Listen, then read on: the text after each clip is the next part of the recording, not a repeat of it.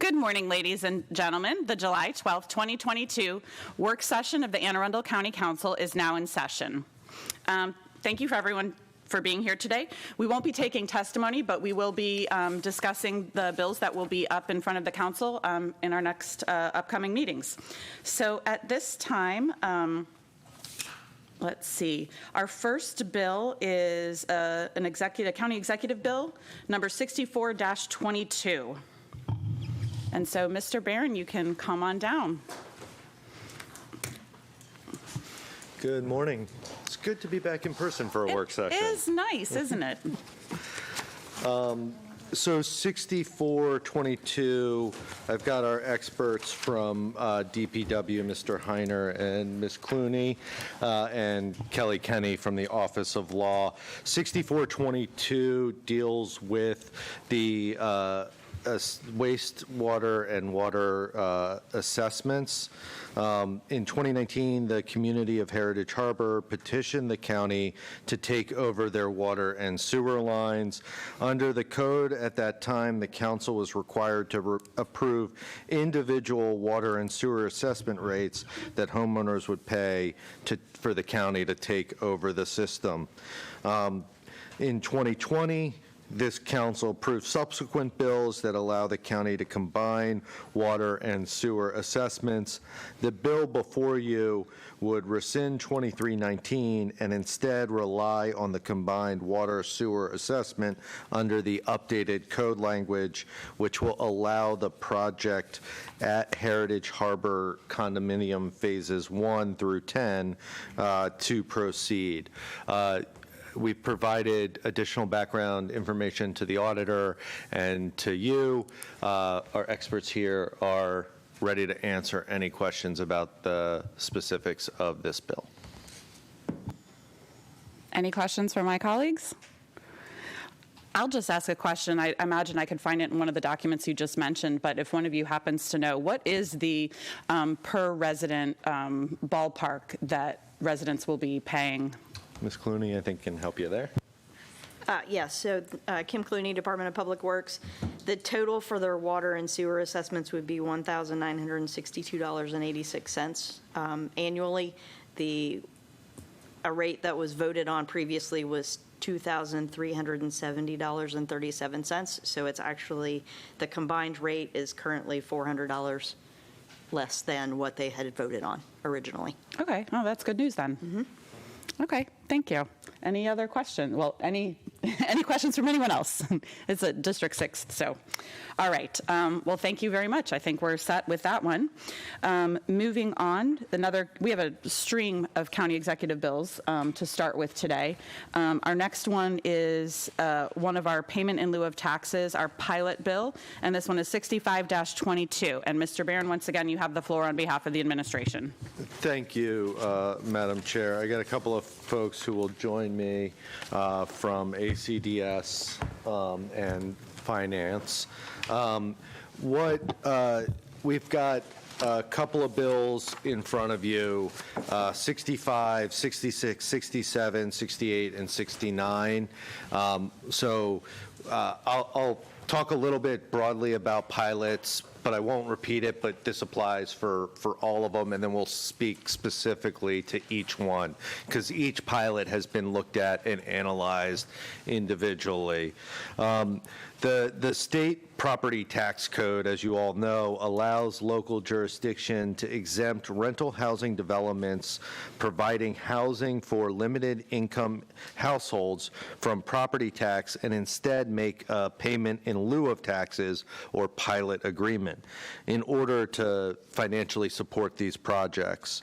The pilot amount is the amount that the owner pays instead of the taxes, and it is not a discount amount. So these numbers make my head spin occasionally, so Erin and her team can definitely go into the specifics for what the cost of the county is on each one.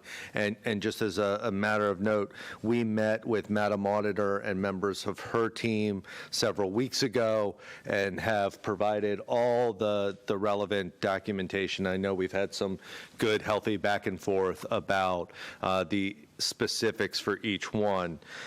So the bills before you, so those are the ones I listed before, is for 4 new affordable developments and 1 large preservation pilot.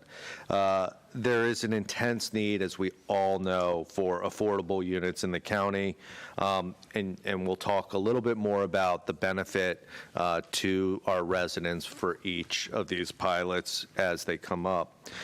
In addition to increasing the supply of affordable housing for county residents, the 4 new projects also create jobs and add to the county's tax base. The pilot for the preservation project will prevent 757 affordable units from converting to market rate.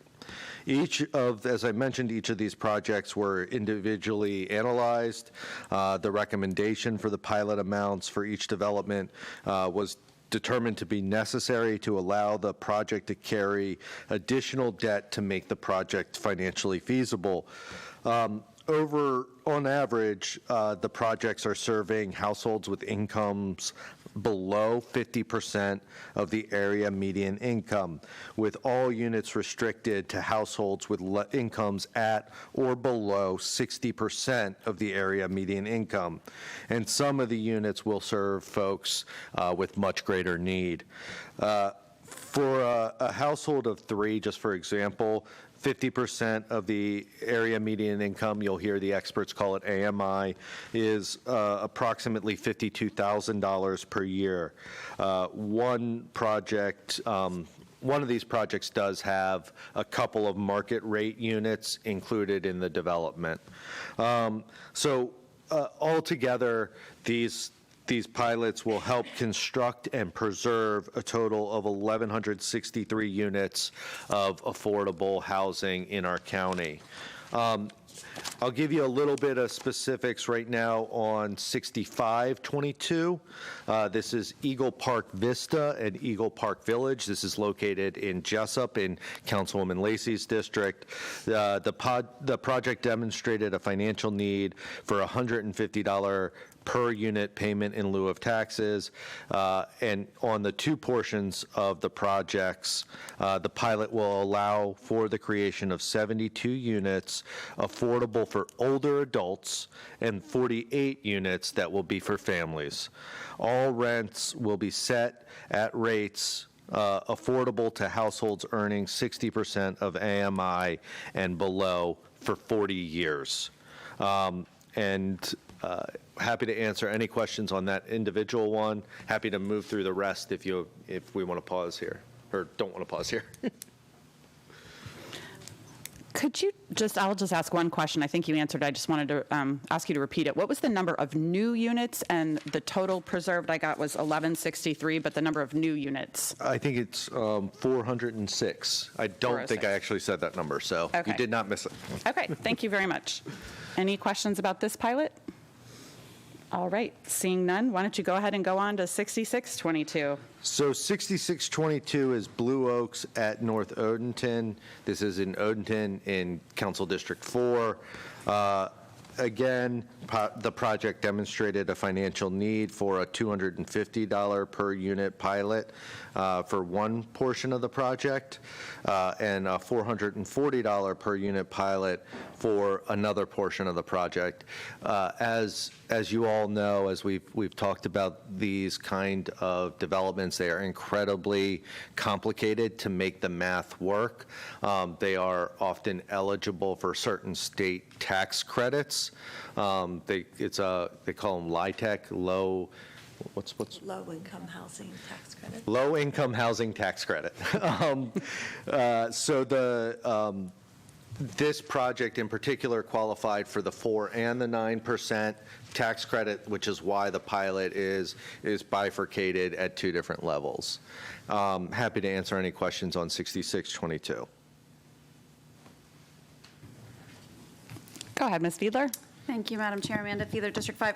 I'm going to actually ask my questions at the conclusion of the individual projects. So that's, Keep rolling. I do have questions, but I'm going to wait until the end. oh, the end of all, okay, all right. All right, so Happy to keep on trucking. keep on rolling. 6722. 6722, the Villages at Marley Station in Glen Burnie. This is in Council District 2. The pilot demonstrated a financial need for a $288 per unit pilot, which is comparable to the pilot discount the property was receiving in December 2021 before the property was sold. This is the preservation project I referred to. As you may not be aware, pilots are tied specifically to the owner. So when a property is sold, they have to come back and renegotiate. They can't, an owner can't sell their interest to another party without the county coming back and agreeing to continue or to modify the pilot. This pilot will allow for some reinvestment in the property. There are 757 existing affordable units, and this will preserve those units for another 40 years. The rates will be set at the 60% area median income level and below. Keep going, or?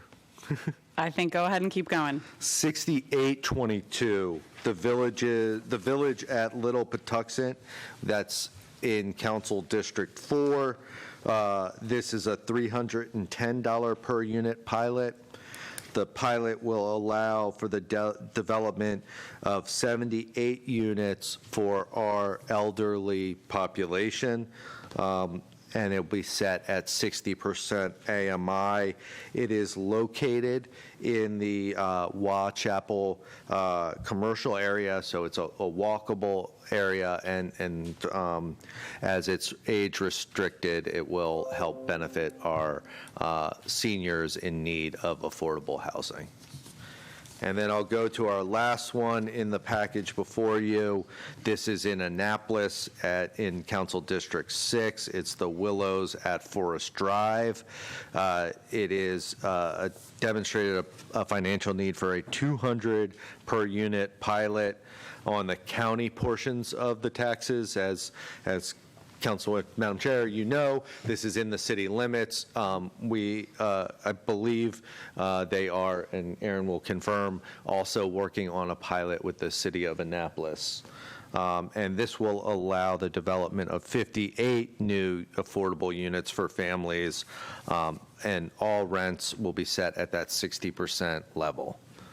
And that is the 5 pilots before you on Monday. Thank you very much. I just want to say thank you to everyone that's worked on these. I know, like you said, that it's very hard to make the math work out. We have an extraordinary need for affordable housing in the county. I've heard crazy stories about bidding wars for homes, to purchase homes, and now bidding wars over apartment rentals, which is new to me. And that is definitely something I think that shows us where we're at in terms of affordable housing. So, Ms. Fiedler. Thank you, Madam Chair. Amanda Fiedler, District 5. So 2 questions. First, if you could run through each pilot and give total units. I know you did it for the first, I believe, but if you could do it for each. And then my second question is, it sounded like the only existing pilot is 6722. Just want to confirm that. Your second question that's correct. It's also the largest one. That is the Villages at Marley. It is 757 units. My list is not in order, but let me try and do it. So I'll do 6522, which is Eagle Vista and Eagle Park Vista and Eagle Park Village. That is 72 units for seniors and 48 for families. Math is hard. That's 80, 120 units. 6622 is 150 units. That is for families. Just did Marley Station. That's 67, which is 757 units. 6822 is 78 units for our elderly population. 6922 is 58 units, and that is non-age restricted, that is for families.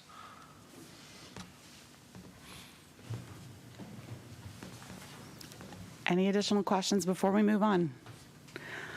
All right, thank you very much to all of you for being here today and ready to answer questions. Our next bill, even though Mr. Pruski is not here, our next bill, number 70-22, which is his bill, he has informed us that Office of Law will be able to answer questions about 70-22, which is good because it's a little confusing when you read it. So actually, would it be all right if I just, it looks like Ms. Blair Klassmeyer is ready to answer on behalf of Mr. Pruski since he's not with us today. Sure. Lori Blair Klassmeyer, Deputy County Attorney. So in Bill 10921, this council passed some legislation concerning security measures for the sale of firearms, requiring that firearms sellers take certain precautions to provide security for their premises, including outside ballards, video equipment, locking up guns and ammunition when the facility was closed. Shortly thereafter, in the next legislative session, the General Assembly passed what was House Bill 1021, became Section 5-145.1 of the Public Safety Article, which applies throughout the state and also requires certain security measures for licensed firearms dealers. And these requirements are very similar to what was part of Bill 10921 from this council. So in discussing it with Mr. Pruski, who sponsored Bill 10921, and the police department, it was determined that House Bill 1021 was satisfactory for the security of the firearms dealers in the county, and that 10921, the security measures added by 10921, would become somewhat secondary to that. So the decision was made to basically have a trigger legislation, similar to what we're seeing with during the Roe versus Wade discussions, where certain states have legislation that pops up if Roe versus Wade was overruled. So basically what this bill number 7022 does is it provides that the security measures passed by this council as part of 109-21 would basically pop up if the security measures passed by the state in House Bill 1021 are ever repealed or determined to be invalid for some reason, if that makes sense. Hopefully that helped make a little bit of sense of it. Extraordinarily helpful, thank you. Any questions from my colleagues? Ms. Fiedler. Thank you, Madam Chair. Amanda Fiedler, District 5. So if House Bill 1021 is not repealed, does that mean that 10921 is basically not in action, or? Well, there was just one, it's one section of 109. The effective date. Right. So the effective date of the bill was February, I want to say February 24th, yes, February 24th. But the dealers had 180 days to implement the security measures. So that would be August 23rd, I believe, of 2022. And there have been discussions that the police department is not going to enforce 10921 pending the, because I think that House Bill 1021 is not effective until October 1st. So the police department has agreed not to enforce 10921 pending the effective date of House Bill 1021. Okay, If that thank you. answers it. It yeah. does, thank you. And the other thing about the, I'm sorry, about the, I should have mentioned this, about the security measures, is that the county can only affect them within a certain distance of 100 yards of a park, house of worship, school, public building, or other place of public assembly, whereas the state legislation applies to all licensed firearm dealers in the county. So it's also a broader application of the state law. I should have mentioned that earlier. I'm sorry. All right, thank you very much. That was very helpful. Seeing no additional questions on this bill, we will go on to Bill number 71-22, which is another bill from the county executive. So, Mr. Barron, you have the floor, and you may bring down whatever team you wish. I am going to ask that Ms. Lori Rhodes join me, because if there are any questions on that, I'm going to need her, and Ms. Krinitz from OPZ, as well as Kelly Kenny from the Office of Law. So 7122 deals with growth allocation and the critical area overlay. Current code language, based on guidance from the Code of Maryland Regulations from COMAR, requires that an area with an IDA overlay must be located in an area of at least 20 adjacent acres.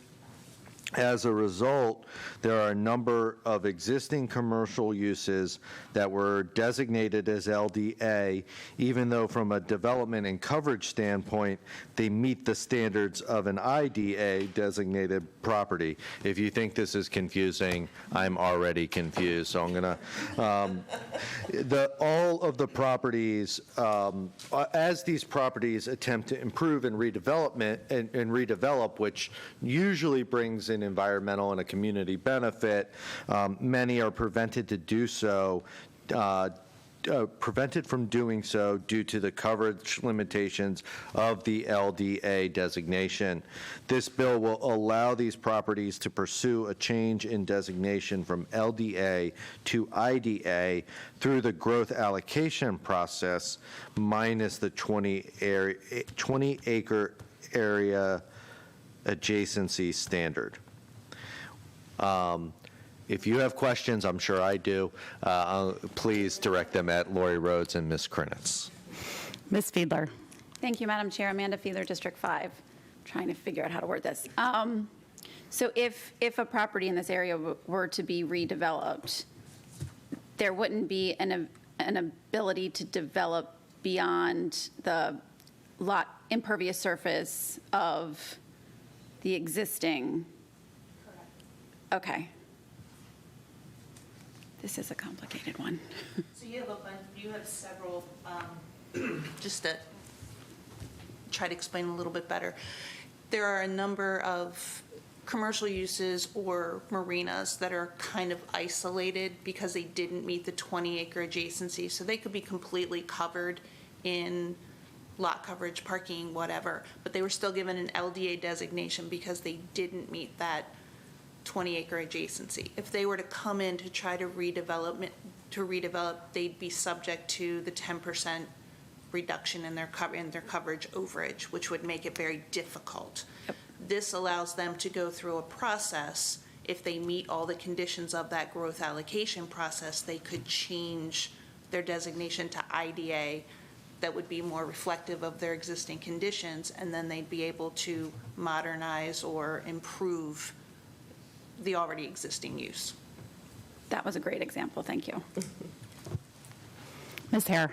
Thank you, Madam Chair. Jessica Hare, District 7. So because you just mentioned that 10%, how does that work in conjunction with, and I'm going to forget the bill number, but you were so kind to assist with previously, on folks who are doing the redevelopment and pulling stuff out of the buffer modification area? It won't affect them, but it would Okay. give them a different option. Okay, so to- they could pursue that option Okay. and kind of have regulations on where they located it. Okay. Or they could go through the process to just be designated IDA. IDA, and then coverage isn't an issue. They just have an increased stormwater management standard. Okay, perfect. So just two different avenues. Two different avenues, Perfect, two thank different you. options for those types of businesses. Thank you. That's super helpful. Ms. Lacy? Thank you, Madam Chair.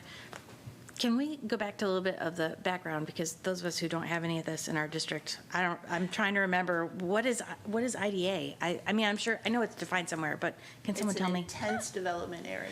So Intense. IDA is typically your commercial uses, your industrial uses, those types of things that are characterized either by a very high density, so you have some residential neighborhoods like Revere Beach with small lots, or a commercial use that has a lot of coverage.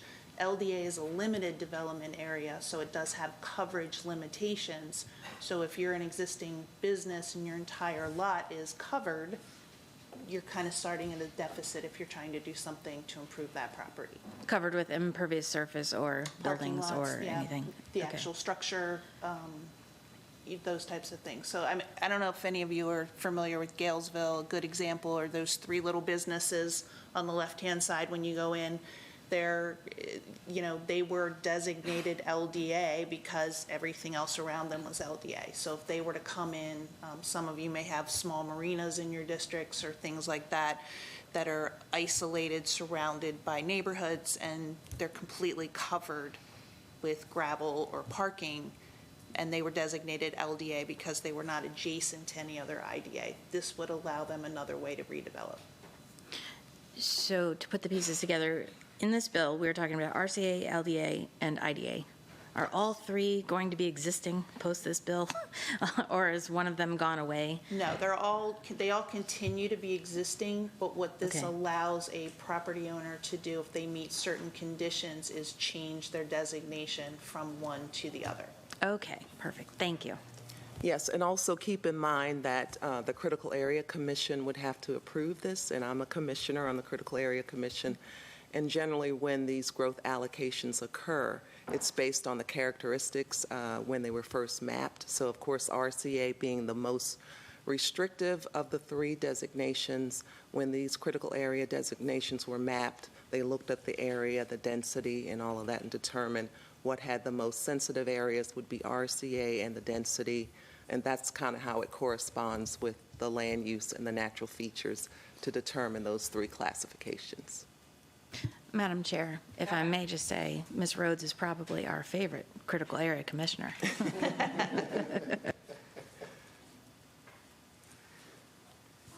Seeing no additional questions, we can move on to Bill number 72-22, another county executive bill. Mr. Barron, you have the floor. Thank you, Madam Chair. 7222 is the Bay Ridge Shore Erosion Control District. I think Lori Blair Klausmeyer and Ms. Molden are coming to the table.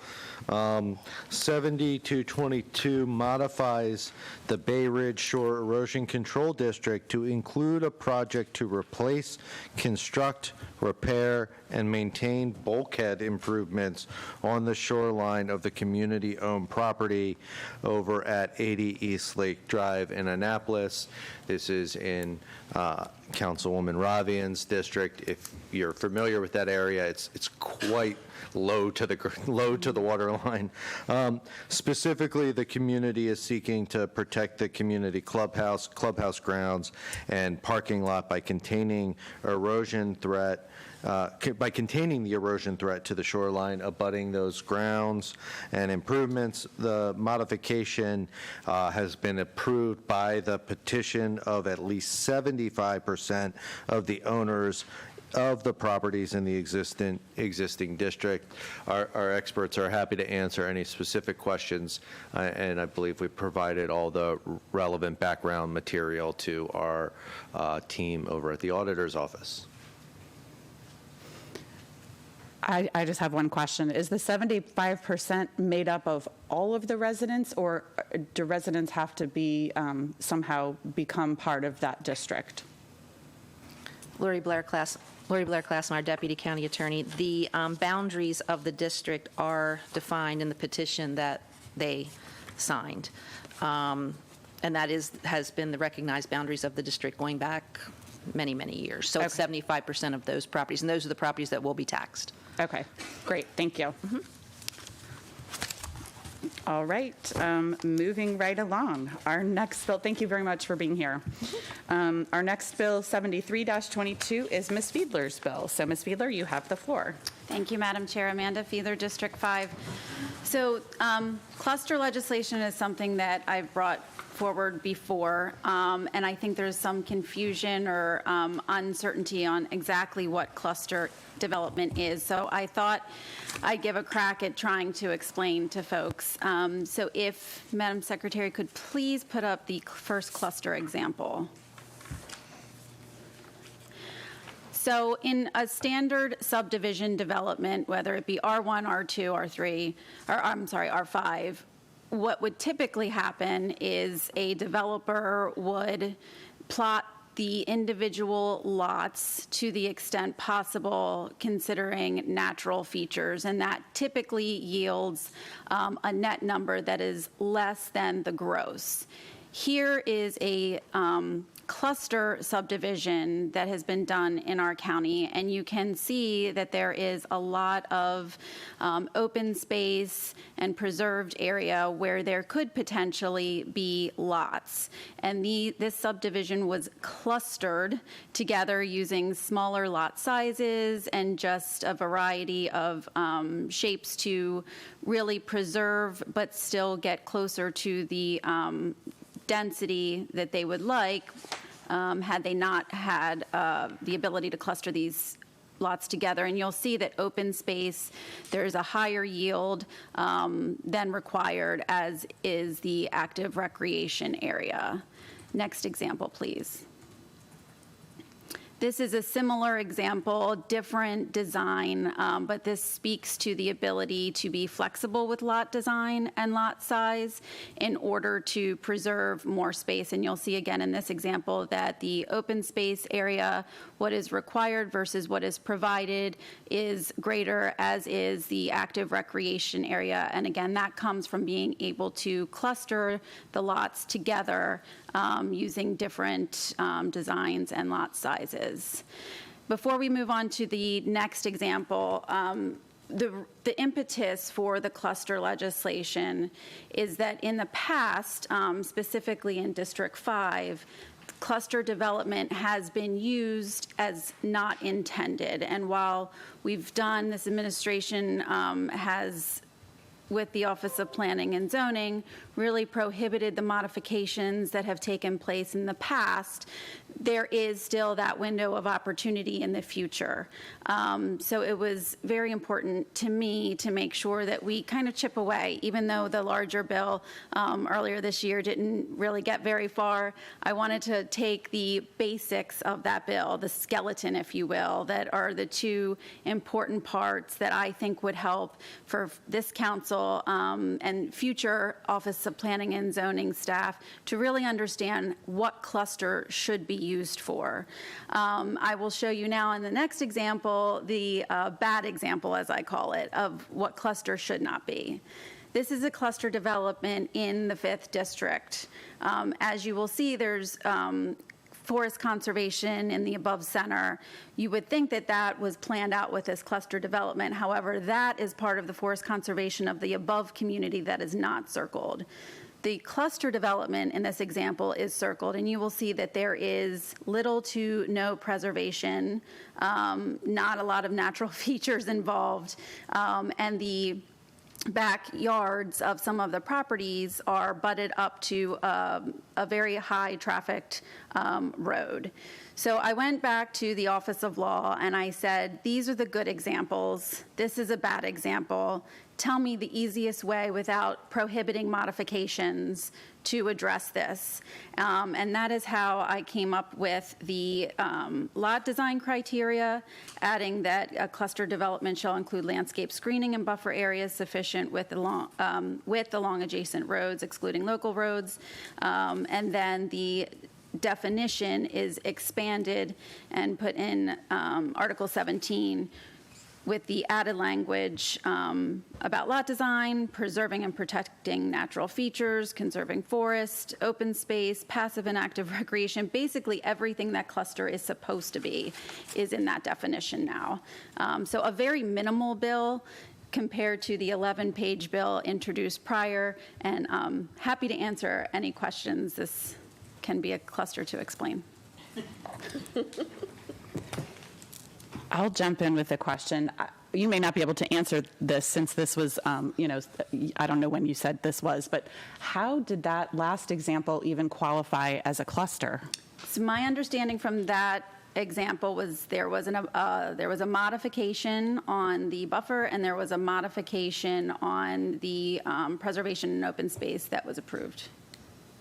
So basically, those changes took out all of the features that make a cluster a cluster.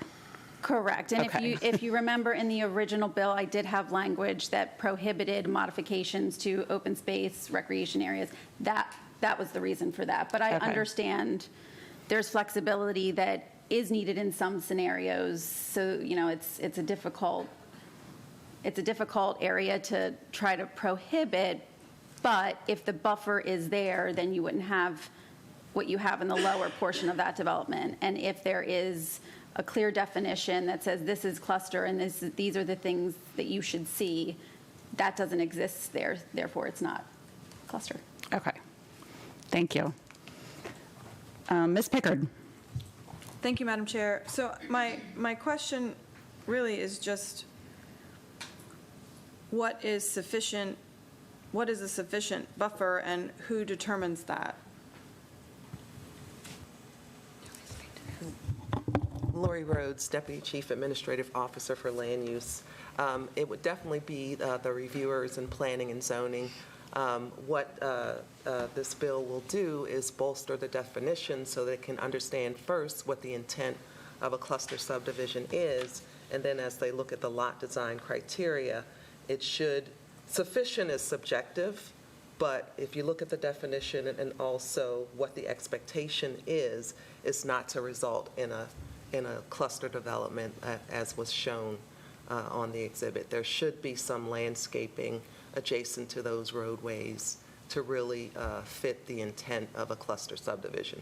It should be a preservation subdivision, and so that will give them enough ammunition to go back with their comments to the developer to say, you cannot design this subdivision absent landscaping along those roadways. So we'll give them a little more leverage to try to get the best design.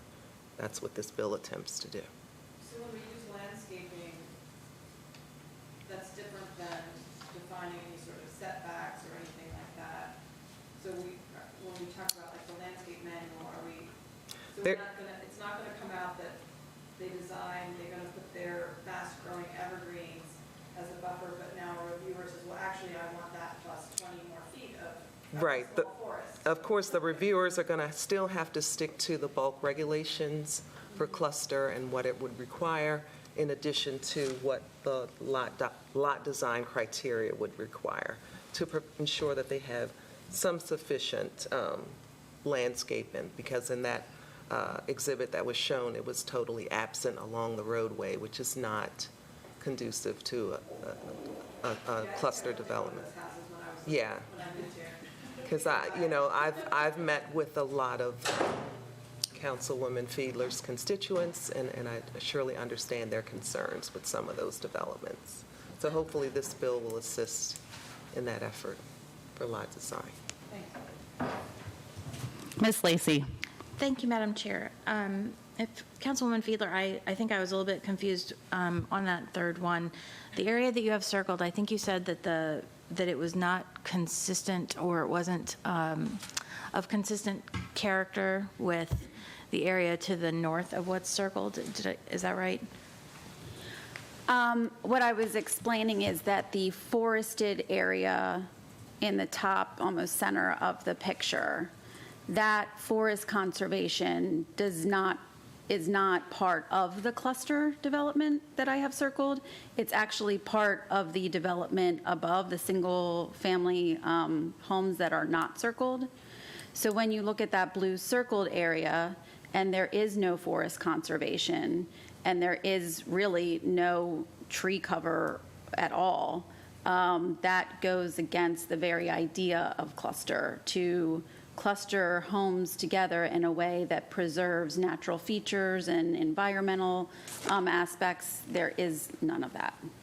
Sure, so I'm going to assume that the top of the photo is north, because I don't see a, indication on here. Yep. But are you then saying, or can you maybe provide some background about the neighborhoods that are to the east and southeast in this photo? Because there are residences here that don't have any buffer with the road outside the blue line there, and I'm just not familiar enough with the area to understand why you distinguish between the two. Certainly. So the area that is circled has been used as an example within the district because the community to the houses right to the south were developed at the same time. I just didn't circle that and include it because the example just kind of got out of scope for being able to show on a screen. But there are phases of this project, and each phase is lacking forest conservation and natural features.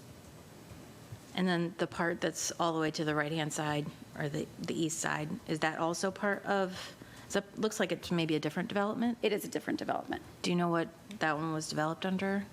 I don't know off the top of my head, but I can find that out for you. Thank you, appreciate it.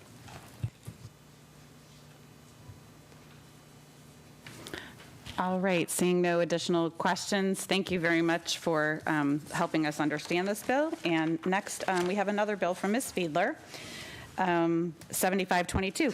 You may have the floor. Thank you, Madam Chair. Amanda Fiedler, District 5, and I'm going to just pull this up really quick. So Mr. Pruski had a coin-related license bill that passed before this council. And we thought everything was great and dandy until one of the vendors went to renew his licenses. Now, the vendor in our county, just to back up, he owns a company that puts these coin-operated machines into individual businesses. He then fills out the license application on behalf of the businesses and is able to renew that way year to year, and we're talking dozens of businesses. When the previous bill went into effect, it inadvertently took his ability to file an application for a license on behalf of each individual business. So he was having to track down the point of contact in each individual business, which became a challenge. Some owners or representatives at the individual businesses were saying, this is too much for me to do year to year. We're not gonna continue with these machines. And he said, well, wait, let's go back to the county council and see if we can not only do what Mr. Pruski's bill did, but also allow for those vendors to file licenses on behalf of the individual businesses to put those coin-operated machines in place. So it just adds a layer to Mr. Pruski's bill. It doesn't change anything that his bill put into place. That seems very straightforward. I'm guessing that because there are no lights, everyone else is probably, okay, I get what you're doing there. Thank you, Ms. Fiedler. Thank you. All right, moving on. We've got a handful of resolutions from the county executive. So, Mr. Barron, we'll come back to you. Resolution number 26-22. Thank you. Joining me is Ms. Badowski and Ms. Lovett from Personnel, and Ms. Blair Klausmeyer is making her way back up. This is Resolution 2622, which is the annual health care resolution. It is the estimate of the total health care costs for calendar year 23, which is the plan year. It's here for your, it'll be here for your approval at the next meeting. Each year, Personnel works with their consultant to determine the estimate of annual health care costs for each of the medical plans. They review the claims data, they overlay assumptions and trends and pharmacy costs, and do all sorts of analysis to come up with estimates for the upcoming calendar year. So 2622 reflects the annual cost for the plans in 2023. The 2023 costs reflect a 6% increase in health rates resulting from sort of national conditions with inflation, the increased utilization of medical care after our pandemic, and higher specialty drug costs and new technologies. Prior to the introduction of the resolution, Ms. Badowski and her team and then the consultants all met and worked with our union representatives and their healthcare consultant. They walked through the review process and their recommendation and why the county and the rationale behind the county's decision. Happy to answer any questions, but this is an important resolution. We do it every year. I'll ask you to pass it at the next meeting. Last chance for questions. Seeing no red lights, I will say thank you to the panelists, and we will move on to resolution number 27-22. And this is again the county executive's resolution. Thank you. I have Mr. Burke from DPW, Ms. Anderson from Central Services, and Mr. Daniels also from Central Services in our real estate division, and Ms. Niederer from the Office of Law. 2722 approves the purchase of properties totaling approximately 14.5 acres in Pasadena from Dynasplint Holdings for $8.5 million. The properties in question include a 2.4 acre parcel located on Ritchie Highway and a nearby block of land, which is 14 acres, 14 separate contiguous parcels totaling 12.2 acres. The county is acquiring this property to construct the fire equipment maintenance facility project, which you all have been briefed on and has been discussed as a need for the county. I know our fire chief talks a lot about it. The county's independent appraisal estimated the property to be valued at $8.75 million.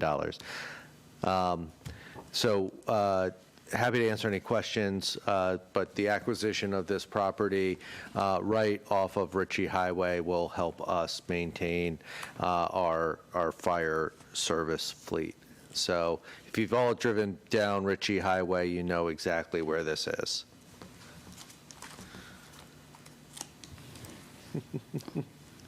Ms. Anderson, did you have anything? I see your light on, so if you wanted to add something. I think it was on from previously. Oh, okay. I'm very excited about the possibility here to get this fire shop. So Yes, I think we all are. It's kind of cool. An auto shop for fire trucks is what I'm hearing. Ms. Hare, go ahead. Thank you, Madam Chair. Jessica Hare, District 7. I just have one question. So there's 2.4 acres, and then separately there's another 12. How is that going to work? That the 2.4 is not immediately next to? You can go ahead, but I think I dropped the word contiguous. So the 2.4 is, I'm trying to understand if the contiguous was referring to the other 12 acres or if they do actually also abut up to the 2.4. there, Christine Anderson, Director of Central Services, there is a chunk out of the middle that was just owned separately. I think there's a convenience store that might be going there. In talking to and looking at preliminarily the design we would do on the property, the fire shop will go on the 12 point whatever contiguous acres, and then we need to do some forest preservation, which will happen on the other side, the 2.5 whatever acres. So Got we it. do need to acquire all of that acreage in order to do the project. That's helpful. Thank you so much. Ms. Lacey. Thank you, Madam Chair. So the property that you said was the piece that was in the middle. It wasn't a Firehouse Subs. This is, I mean, come on. It would be beautiful if it was. I do not know, and so I do not want to say on the record for sure. Okay. Which Bring us here convenience on a store Saturday. that might have been, but that would have been poetic, yes. If we're here on a summer morning, I'm going to crack jokes. Thank you, Madam Chair. Ms. Fiedler. Thank you, Madam Chair. Amanda Fiedler, District 5. Very familiar with this property. I think we've had a few constituent requests for IMP to go out there and the Department of Health. There's some boarded up buildings, so I do appreciate forward thinking for this property. You mentioned forest conservation. Do you know approximately how many acres that would be? Christine Anderson, again, Director of Central Services. No, not yet. We haven't done the design yet, so we don't have the exact numbers. Okay, great. Thank you. All right, seeing no additional lights, I will thank this panel for coming here this morning to be ready to answer our questions. And we will move on to Resolution 28-22. 2822, I think Ms. Blair Klausmeyer is making her way back up. Our experts from economic development unfortunately couldn't make the meeting here today, so please hold all your tough questions until we hear this resolution. But we've done a couple of similar resolutions in the past. This resolution 2822 endorses a loan from the Maryland Economic Development Assistance Fund to Catalent for $2 million in order to expand its manufacturing operations in the county.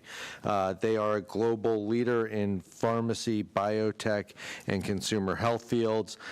They have requested, that's the Maryland Economic Development Assistance Funds, you'll hear us call it MEDAF funds, to assist with the expansion of their operation here in the county. This would help cover a small fraction of the $190 million the company is committing to invest in expanding their operation here. They intend to maintain 204 current jobs at the facility, and plans are to add an additional 700 permanent full-time employees by the end of 2024.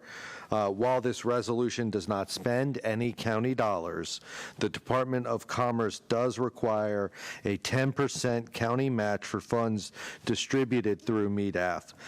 Anne Arundel Economic Development Corporation intends to provide the 10% or $200,000 through a workforce training agreement. We're happy to answer any questions we can handle or pass the tough ones off to our friends at Economic Development.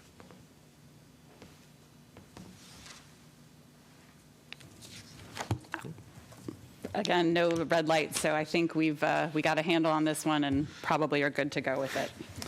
Don't want to speak for my colleagues, but all right. Our last item on the agenda today is resolution number 30-22, and this is co-sponsored by Mr. Pruski and Ms. Lacey. I'm hoping Ms. Lacey can take the lead since Mr. Pruski is not here. Women are always ready to take the lead. Thank you, Madam Chair. Since this resolution is about making our charter gender neutral, you may recall at our last meeting we had resolution, I believe it was 2522, which we withdrew. That original resolution would have stated that all references in the charter to he, him, and his, respectively, shall be changed to they, them, and their, respectively. I was concerned that might be too specific for all the possibilities in the charter, and asked Ms. Blair Klausmeyer to come take another look at it. So 3022 addresses that same idea in a broader way to amend the Anne Arundel County Charter to be gender neutral, consistent with changes recommended based on a review by the county attorney. And I don't know that we could get any more specific than that, but I'll leave it to Ms. Blair Klausmeyer to tell us. Lori Blair Klausmeyer, Deputy County Attorney.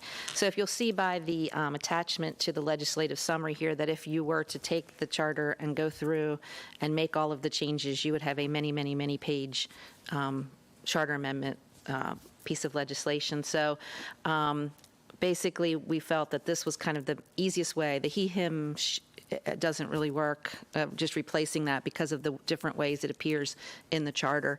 You also have references to chairman and other terms that are not gender neutral but are not he, him, and his. So we felt that this was the best way to do it, is have the county attorney go through, make the changes. They would be passed on to the codifier. I want to thank Ms. Corby, who got that attachment started in a very big way. And that is basically, it is essentially what it'll look like. We wouldn't commit 100%. I mean, we're going to go back and review it again to make sure we're getting all the terms correct.